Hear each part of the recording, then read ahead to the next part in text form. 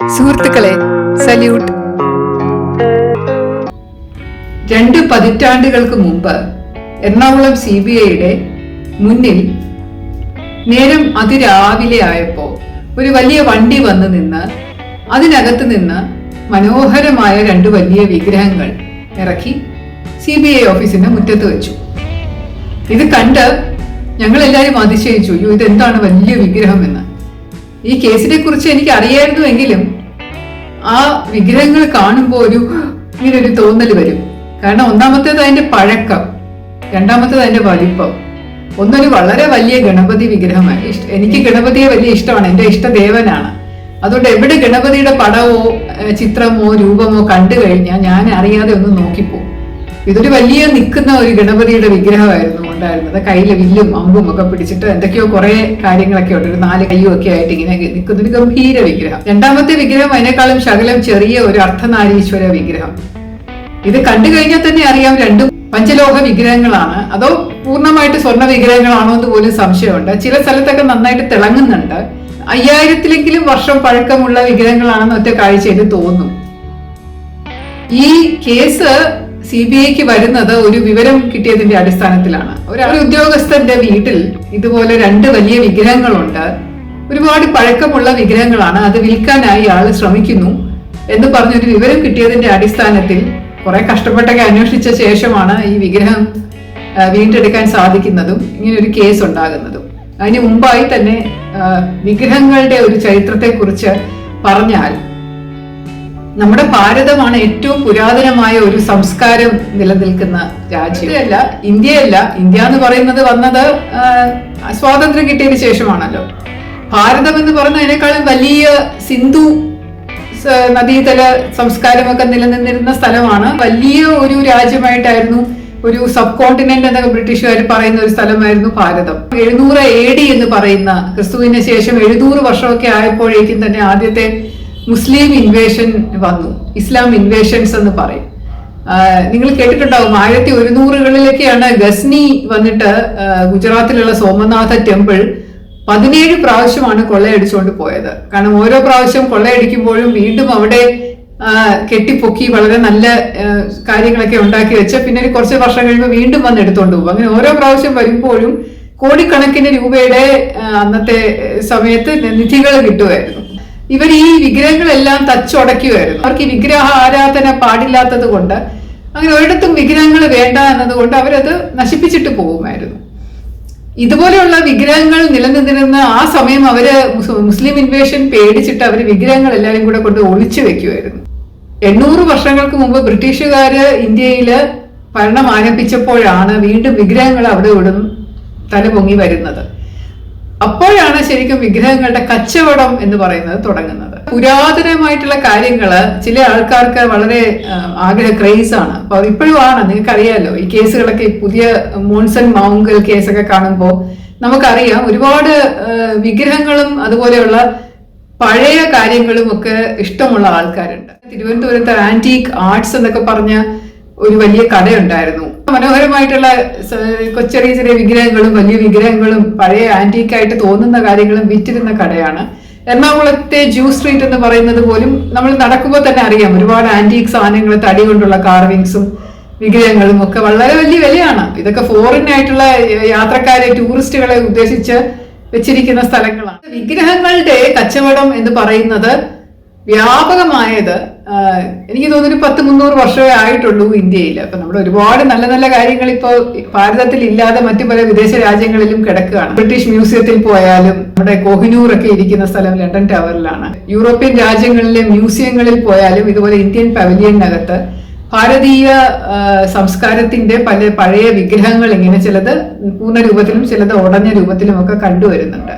വിഗ്രഹങ്ങളുടെ സൂക്ഷിപ്പും അതിന്റെ ക്രയവിക്രയം തടയുന്നതിനും അതിന്റെ ഫോറിനായിട്ട് കയറ്റി അയക്കുന്നതിനും, വിദേശത്ത് കയറ്റി അയച്ച് അത് കച്ചവടം ചെയ്യുന്നത് തടയുന്നതിനും, പിന്നെ നമ്മുടെ പുരാതനമായ സംസ്കാരം കാത്തു സൂക്ഷിക്കുന്നതിനും ഇതുപോലെയുള്ള സ്ഥലങ്ങൾ സംരക്ഷിക്കുന്നതിനും ഒക്കെയാണ് ആർക്കിയോളജിക്കൽ സർവേ ഓഫ് ഇന്ത്യ എന്ന് പറഞ്ഞ ഒരു വകുപ്പ് കേന്ദ്ര സർക്കാരിന്റെ ഉള്ളത്.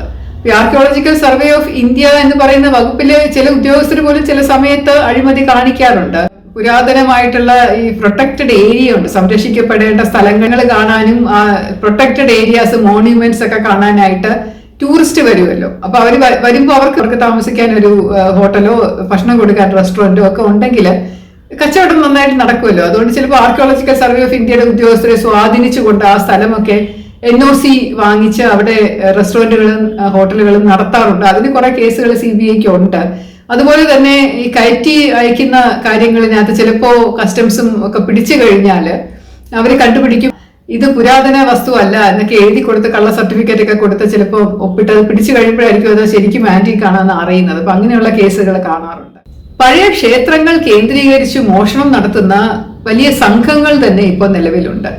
തമിഴ്നാട്ടിലുമുണ്ട്, ആന്ധ്രയിലുമുണ്ട്, കർണാടകയിലുമുണ്ട്, കേരളത്തിലുമുണ്ട്. ഇവർ തന്നെ ഒരു ലിങ്ക് ആയിട്ട് നിൽക്കുകയാണ്. അവർ കണക്റ്റഡ് ആണ്, എല്ലാവരും അങ്ങോട്ടും ഇങ്ങോട്ടും ബന്ധപ്പെട്ട് കിടക്കുകയാണ്. ഇവർ ചെയ്യുന്നത് ഇവർ ടീംസിനെ ഉണ്ടാക്കി ഇന്ന ക്ഷേത്രങ്ങൾ കേന്ദ്രീകരിച്ച് കൊള്ളയും മോഷണവും നടത്തണമെന്ന് പറഞ്ഞു കഴിഞ്ഞാൽ അവർ ആ മോഷണ വസ്തുക്കൾ ഒരിക്കലും ആ സംസ്ഥാനത്ത് കൊണ്ടുവെക്കില്ല. അവരത് അടുത്ത സംസ്ഥാനത്തിലേക്ക് കൊണ്ടുവന്ന് അവരുടെ രഹസ്യ കേന്ദ്രത്തിൽ കൊണ്ട് സൂക്ഷിച്ചു വെക്കും. കുറെ നാളുകൾ അത് സൂക്ഷിച്ചു വെക്കും. പോലീസ് അന്വേഷണമൊക്കെ തണുത്ത് വരുമ്പോഴേക്കും മാത്രമാണ് അവരതെടുത്ത് പുറത്തെടുത്ത് വിൽക്കാനുള്ളതും കയറ്റി അയക്കാനുമുള്ള കാര്യങ്ങളും ഒക്കെ ചെയ്യുന്നത്. ആ ഒരു സമയത്ത് അവർ ആന്റീക്ക് എന്ന് പറഞ്ഞ് അവരത് മാർക്കറ്റ് ചെയ്യുമെങ്കിലും നല്ല കോണ്ടാക്റ്റുകൾ ഉണ്ടെങ്കിൽ അത് നല്ല രീതിയിൽ വിറ്റഴിക്കാൻ സാധിക്കും. കേരളത്തിൽ അത് ആന്റീക്ക് ആണെന്ന് പറയില്ല. കേരളത്തിൽ പറയും ഇത് ഞങ്ങൾ ഇവിടെ തന്നെയുള്ള തട്ടാൻ ഉണ്ടാക്കിയതാണ്, കൊല്ലൻ ഉണ്ടാക്കിയതാണെന്നൊക്കെ പറഞ്ഞിട്ട് അവരത് ചെയ്യും. പക്ഷെ വിദേശ രാജ്യങ്ങളിലെ കോണ്ടാക്റ്റുകൾ ഉണ്ട്. അമേരിക്കയിലെ ന്യൂയോർക്കിലെ ഒരു ആർട്ട് ഗാലറി നടത്തുന്ന ഒരു കപൂർ എന്ന് പറഞ്ഞ ഒരാളുണ്ട്. UP ബേസ്ഡ് ഒരാളാണ്. അയാള് ഇതിൽ വിദഗ്ധനാണ്. അയാളെ 2-3 പ്രാവശ്യം CBI റെഡ് കോർണർ നോട്ടീസ് ഒക്കെ കൊടുത്ത് അറസ്റ്റ് ചെയ്തുകൊണ്ട് കൊണ്ടുവന്നിട്ട് 1800ഓളം വിഗ്രഹങ്ങൾ അയാൾ ഇതുപോലെ കൈമാറ്റം ചെയ്തു. ഇന്ത്യയിൽ നിന്ന് അങ്ങോട്ടേക്ക് കയറ്റി അയാളുടെ സ്ഥലത്ത് നിന്ന് കോടിക്കണക്കിന് 4000 കോടിയുടെ വിഗ്രഹങ്ങൾ അയാൾ യൂറോപ്പിലും അമേരിക്കയിലും ഒക്കെയുള്ള റഷ്യയിലും ഒക്കെയുള്ള മില്യണയേഴ്സിനെ വിറ്റു എന്ന് പറഞ്ഞ് അങ്ങനെ അവിടെ നിന്നൊക്കെ കുറച്ചൊക്കെ റിക്കവറി ചെയ്ത് കൊണ്ടുവന്നിട്ടുമുണ്ട്. പക്ഷേ കേരളത്തിൽ കണ്ട കേസ് ഇതിൽ നിന്ന് വ്യത്യസ്തമാണ്. ഇത് എവിടെ നിന്ന് കിട്ടി എന്നുള്ളത് വ്യക്തമായിട്ട് അറിയില്ല. കാരണം അതിനൊരു സോഴ്സ് നമുക്ക് കൈമറിഞ്ഞ് വന്നതായിട്ടാണ് അന്വേഷണത്തിൽ മനസ്സിലായത്. പത്തനംതിട്ടയിലുള്ള ഒരു ഓഫീസറുടെ, ഇത് സർക്കാർ ഓഫീസറാണ്, ആ ഓഫീസറുടെ വീട്ടിൽ ഇതുപോലെ 2 വലിയ വിഗ്രഹങ്ങൾ വിൽക്കാൻ വെച്ചിരിക്കുന്നു. അയാൾ വളരെ രഹസ്യമായി സൂക്ഷിച്ചിരിക്കുകയാണ്. ആളൊരു ക്രിസ്ത്യാനിയാണ്. ക്രിസ്ത്യാനിയുടെ വീട്ടിൽ ഒരു ഗണപതി വിഗ്രഹവും ഒരു അർദ്ധനാരീശ്വര വിഗ്രഹവും എങ്ങനെ വന്നു എന്നുള്ള ഒരു ചോദ്യം വരും. അപ്പൊ അതേക്കുറിച്ച് നമുക്കൊന്ന് അന്വേഷിക്കാം എന്ന് പറഞ്ഞാണ് പോയത്. കുറെ നാളുകൾക്ക് മുമ്പ് ഹൈക്കോടതിയുടെ ഒരു ഉത്തരവുണ്ട്. ഇതുപോലെ ആർക്കിയോളജിക്കൽ സർവേ ഓഫ് ഇന്ത്യയുടെ ഉദ്യോഗസ്ഥർ ഇടപെട്ടു എന്ന് സംശയിക്കുന്ന കേസുകളോ പുരാതന വസ്തുക്കൾ ഉണ്ട് എന്ന് സംശയിക്കുന്ന കേസുകളോ CBIക്ക് നേരിട്ട് എടുക്കാം എന്ന് പറഞ്ഞൊരു ഉത്തരവുണ്ട്. ആർക്കിയോളജിക്കൽ സർവേ ഓഫ് ഇന്ത്യ ഉദ്യോഗസ്ഥരുടെ പങ്ക് ഇതിനകത്തുണ്ടോ? അതുപോലെ ആരാണ് ഈ വിഗ്രഹങ്ങൾ അവിടെ കൊണ്ട് കൊടുത്തത്? ഇവർ പുരാതനമല്ല എന്നുള്ളതിന്റെ വല്ല കള്ള സർട്ടിഫിക്കറ്റും ഉണ്ടോ എന്നൊക്കെ നോക്കാമെന്ന് വിചാരിച്ച് ഞങ്ങൾ അങ്ങോട്ട് ഒരു അന്വേഷിക്കാനായിട്ട് ടീമിനെ വിട്ടു. പക്ഷേ അവിടെ നിന്ന് ഞങ്ങൾക്കൊന്നും കിട്ടിയില്ല. കാരണം ഈ വിഗ്രഹങ്ങൾ കണ്ടെടുക്കാനും സാധിച്ചില്ല. അയാൾ ആരാണെന്ന് അറിയുകയില്ല. ഇൻഫർമേഷൻ കുറച്ച് വേഗമായിരുന്നു. ആളുടെ വീട്ടിൽ ചെന്ന് അന്വേഷിക്കുകയും അതുപോലെ അയൽവാസികളോട് അന്വേഷിക്കുകയും വിഗ്രഹങ്ങൾ ഇങ്ങനെ ഇതുപോലെ കൈമാറ്റം ചെയ്യുന്ന കുറച്ച് ടീം ഓഫ് ആൾക്കാരുണ്ട്, അവരോട് അന്വേഷിക്കുകയും ഒക്കെ ചെയ്തു കഴിഞ്ഞപ്പോഴും ഒന്നും കൃത്യമായിട്ടൊരു വിവരം കിട്ടിയില്ല. അവസാനം 1-2 CBI ഉദ്യോഗസ്ഥര് ഒരു വേഷം മാറിയാണ് ചെന്നത്. ഒരാള് തമിഴ്നാട്ടിലെ ഒരു വ്യവസായി എന്നും വേറൊരാൾ ആന്ധ്രയിലെ ഒരു വ്യവസായി എന്നും ഒക്കെ പറഞ്ഞ് വേഷം മാറി കുറെ കാശുമൊക്കെ കൈ കരുതിക്കൊണ്ട് അവര് മലയാളം അറിഞ്ഞൂടാത്ത മട്ടിലൊക്കെ സംസാരിക്കുന്ന രീതിയിൽ വേറൊരു മലയാളിയുടെ ഒരു സഹായത്തോടു കൂടിയാണ് ഈ വീട്ടിൽ ചെല്ലുന്നത്. ഇയാളുമായിട്ട് ആദ്യം 2-3 പ്രാവശ്യം ഫോണിൽ സംസാരിച്ചു. ഉദ്യോഗസ്ഥന് ആദ്യമൊന്നും വെളിപ്പെടുത്തിയില്ല. പിന്നെ പറഞ്ഞു ഞങ്ങൾക്ക് ഇങ്ങനെ ഇൻഫർമേഷൻ കിട്ടിയതാണ്, രഹസ്യ വിവരം കിട്ടിയതാണ്, ഞങ്ങൾക്ക് ഈ വിഗ്രഹങ്ങൾ കയറ്റി അയക്കുന്ന ജോലിയാണ് ഉള്ളത്, ഞങ്ങൾക്കൊന്ന് കാണണം, ഒന്ന് വില നിശ്ചയിക്കണം, അതിനു വേണ്ടിയാണ് വന്നോട്ടെ എന്ന് ചോദിച്ച് അങ്ങനെ അവസാനം 2-3 പ്രാവശ്യം ഫോണിൽ സംസാരിച്ച വിശ്വാസ്യത പിടിച്ചു പറ്റിയ ശേഷമാണ് ആള് ഇവരെ വീട്ടിലോട്ട് തന്നെ ക്ഷണിച്ചത്. അവിടെ നിന്ന് പിന്നെ അയാൾ വേറൊരു സ്ഥലത്തോട്ട് കൊണ്ടുപോയിട്ടാണ് ഈ വിഗ്രഹങ്ങൾ കാണിച്ചു കൊടുക്കുക. അപ്പൊ എങ്ങനെ വന്നു, ഇത് എവിടെ നിന്ന് വന്നു എന്നൊന്നും അപ്പ ചോദിക്കാൻ പറ്റില്ലല്ലോ. അപ്പൊ അയാൾക്ക് സംശയം തോന്നില്ലേ. അപ്പൊ വില നിശ്ചയിച്ച് കഴിഞ്ഞപ്പോൾ ഏകദേശം ഒരു 5 കോടിയോ മറ്റോ അടുപ്പിച്ചുള്ള ഒരു കാശാണ് അയാൾ പറഞ്ഞത്. ഇത്രയും രൂപ കിട്ടുവാണെങ്കിൽ ഞാൻ 2 വിഗ്രഹങ്ങളും കൂടെ ഒറ്റയടിക്ക് കൊടുക്കാൻ തയ്യാറാണ്, ഒന്നായിട്ട് കൊടുക്കാൻ താല്പര്യമില്ല. ഇത് രണ്ടും അത്രയും 3000-4000 വർഷം പഴക്കമുള്ള വിഗ്രഹങ്ങളാണ്, ഇത് അമ്പലങ്ങളിൽ ആരാധിച്ചിരുന്ന വിഗ്രഹങ്ങളാണ് എന്തൊക്കെ അയാൾ പറയുന്നുണ്ടായിരുന്നു അതിനിടയിലൂടെ. അപ്പൊ അതൊക്കെ കണ്ടിട്ട് തിരിച്ചു വന്നു, സ്ഥലവും മറ്റും മനസ്സിലാക്കി തിരിച്ചു വന്നിട്ട് ഒരാഴ്ച കഴിഞ്ഞിട്ടായിരുന്നു ഞങ്ങള് റെയ്ഡ് പ്ലാൻ ചെയ്തത്. അങ്ങനെ റെയ്ഡിൽ പോയി പിടിച്ചുകൊണ്ട് വന്ന വിഗ്രഹങ്ങളാണ് CBI-യുടെ മുറ്റത്ത് ഈ ഒരു ദിവസം രാവിലെ എണീറ്റ് വന്നപ്പോൾ കണ്ടത്. ഈ വിഗ്രഹങ്ങൾ അവിടെ കോടതിയിൽ കൊണ്ടുപോകുന്നത് വരെ അത് അവിടെ ഇരുന്നു. അപ്പൊ ആ ഇരിക്കുന്ന സമയത്ത് തീർച്ചയായിട്ടും അത് കാണുമ്പോൾ ആളുകൾ വരുമല്ലോ. അങ്ങനെ ചിലരൊക്കെ അവിടെ കൊണ്ടുവന്ന് കുറച്ച് പൂക്കൾ ഇടുകയും പ്രാർത്ഥിക്കാനും ഒക്കെ തുടങ്ങി. കാരണം എത്രയോ വർഷം മുമ്പ് ഇങ്ങനെ ആളുകൾ പൂജിച്ചിരുന്ന ആരാധിച്ചിരുന്ന വിഗ്രഹം, അപ്പൊ എന്തെങ്കിലും ചൈതന്യം അതിനകത്ത് തീർച്ചയായിട്ടും ഉണ്ടാവുമല്ലോ എന്ന് കരുതിയായിരിക്കും. അവസാനം ഞങ്ങൾ ഇതിനെപ്പറ്റി അന്വേഷിച്ചപ്പോൾ ഇതിന് യാതൊരു രേഖയും ഇല്ല. ആന്റിക് ആണെന്നുള്ള അതിന്റെ ഒരു സർട്ടിഫിക്കറ്റ് ഇല്ല. ഇനി ഉണ്ടായിരുന്നോ, അയാൾ ഒളിച്ചു വെച്ചതാണോ, അത് നശിപ്പിച്ചതാണോ, റെയ്ഡിന് പോകുന്നു എന്നുള്ള വിവരം കിട്ടിയ ശേഷം അത് അയാൾ പറയാത്തതാണോ എന്നറിയില്ല. ആളെ നമ്മൾ അറസ്റ്റ് ചെയ്തു. പിന്നെ CBI കോടതിയിൽ അത് കൊടുക്കാൻ പറ്റില്ല, കാരണം തൽക്കാലത്തേക്ക് അത് സാധാരണ കേസാണ്, ആന്റിക്വിറ്റീസ് ആക്ട് പ്രകാരം വരുന്ന ഒരു ഒഫൻസ് ആണ്. അതുകൊണ്ട് വിഗ്രഹങ്ങൾ സീസ് ചെയ്ത് ആളെ അറസ്റ്റ് ചെയ്ത് ജുഡീഷ്യൽ മജിസ്ട്രേറ്റ് കോടതിയുടെ മുമ്പിൽ ആളെ പ്രൊഡ്യൂസ് ചെയ്തു. അവിടെ നിന്നൊരു 10 ദിവസത്തിനകം അയാൾക്ക് ജാമ്യം കിട്ടുകയും ചെയ്തു. വിഗ്രഹങ്ങൾ നമ്മൾ കോടതിയിൽ പ്രൊഡ്യൂസ് ചെയ്തു. കുറച്ച് നാൾ അത് CBI-യുടെ കയ്യിൽ വെക്കാൻ പറഞ്ഞു. പിന്നെ അവസാനം ഞങ്ങൾക്ക് ബുദ്ധിമുട്ടായതുകൊണ്ട് എപ്പോഴും CBI അവിടെ ഒരു അമ്പലം പൊങ്ങി വന്നാലോ എന്നൊക്കെയുള്ള ഒരു സംശയം തോന്നിയപ്പോൾ തിരിച്ചതെടുത്ത് കോടതിയുടെ തന്നെ സ്ട്രോങ് റൂമിൽ കൊണ്ടുവയ്ക്കാൻ ഏർപ്പാടാക്കുകയായിരുന്നു. അപ്പൊ അന്നത്തെ കാലത്ത് ഇതുപോലെ പോളിക്രോം എന്നൊക്കെ പറയുന്ന ഒരു ടെസ്റ്റ് ഉണ്ട് വിഗ്രഹങ്ങളുടെ പ്രായം കണക്കാക്കാൻ വേണ്ടി. അതുപോലെ എന്തൊക്കെയാണ് വിഗ്രഹങ്ങളിനകത്ത് ഉള്ളത് എന്ന് നോക്കണമെന്നുണ്ടെങ്കിൽ ആ സമയത്ത് ഉരുക്കി നോക്കണമായിരുന്നു. അതുകൊണ്ട് നമ്മൾ ചെയ്തത് ആർക്കിയോളജിക്കൽ സർവേ ഓഫ് ഇന്ത്യയുടെ ആൾക്കാർക്ക് ഈ വിഗ്രഹങ്ങൾ ടെസ്റ്റ് ചെയ്യാൻ കൊടുക്കും. അവരുടെ ഒരു ടീം വന്ന് പരിശോധിക്കും. അത് എടുത്തുകൊണ്ട് നടക്കാൻ പ്രയാസമാണ് അങ്ങോട്ടും ഇങ്ങോട്ടും, അത്ര വലിപ്പം ഉണ്ടായിരുന്നത് കൊണ്ട്. അതുകൊണ്ട് അവരുടെ ആൾക്കാർ ഒരു കമ്മിറ്റിയെ കോൺസ്റ്റിറ്റ്യൂട്ട് ചെയ്ത് അവർ വന്നത് പരിശോധിക്കും. കമ്മിറ്റിയുടെ ആൾക്കാർ ചില ഇതുപോലെ വിദഗ്ധരുടെ സേവനം തേടും. അങ്ങനെ അവരൊക്കെ കൂടെ വന്ന ഒരു ഫോറൻസിക് പരിശോധന എന്ന് പറയുന്നത് അന്ന് ഉണ്ടായിരുന്നില്ല എന്ന് തോന്നുന്നു. അത് വിഗ്രഹങ്ങൾ പഞ്ചലോഹ വിഗ്രഹങ്ങളാണ്, ഇതിനകത്ത് സ്വർണത്തിന്റെ ഇത്ര ശതമാനം അംശമുണ്ട്, ഇത് ഏകദേശം ഇത്രയും വില വരും എന്നൊക്കെയുള്ള ഒരു അസസ്മെന്റ് ഇടുന്നത് പറയുന്നതും ഒക്കെ ASIയുടെ ഓഫീസേഴ്സാണ്. അപ്പൊ അവര് വന്ന് അതിനൊരു റിപ്പോർട്ട് തന്നതിന്റെ അടിസ്ഥാനത്തിലാണ് ഈ കേസ് കോടതിയിൽ ആന്റിക് ആണ് എന്ന്. അതിനകത്ത് അർദ്ധനാരീശ്വര വിഗ്രഹം എന്ന് പറയുന്നത് ഒരുപാട് പഴക്കം ഉണ്ടായിരുന്നു. ഗണപതി വിഗ്രഹം അത്രയ്ക്ക് പഴക്കമുള്ള വിഗ്രഹമല്ല എന്നാണ് പറഞ്ഞത്. അപ്പൊ രണ്ടും കൂടെ ചേർത്ത് അയാൾ വിൽക്കുമ്പോൾ അയാൾക്ക് ആന്റിക്കാന്ന് പറയുകയും നല്ല രൂപ ഒരുപാട് കാശ് കിട്ടുകയും ചെയ്യും. 3-4 വർഷത്തിന് ശേഷം ഈ കേസ് ശിക്ഷിച്ചു.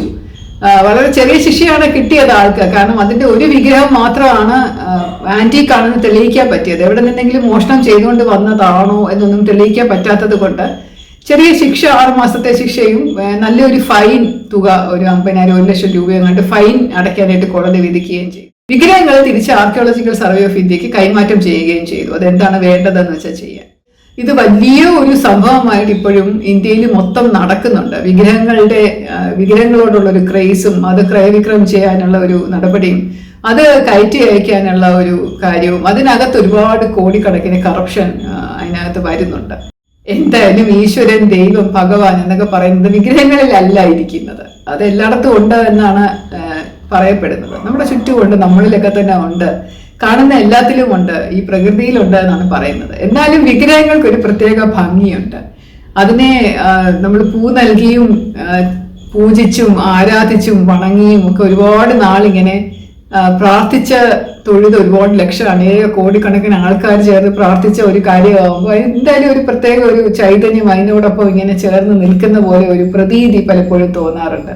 അപ്പൊ അങ്ങനെ തോന്നിയ ഈ 2 വിഗ്രഹങ്ങളായിരുന്നത് കൊണ്ട് അതിനൊരു പ്രത്യേകത, ഈ കേസിനൊരു പ്രത്യേകത ഉണ്ടായിരുന്നു ആ സമയത്ത്. സസ്നേഹം, ശ്രീലേഖ.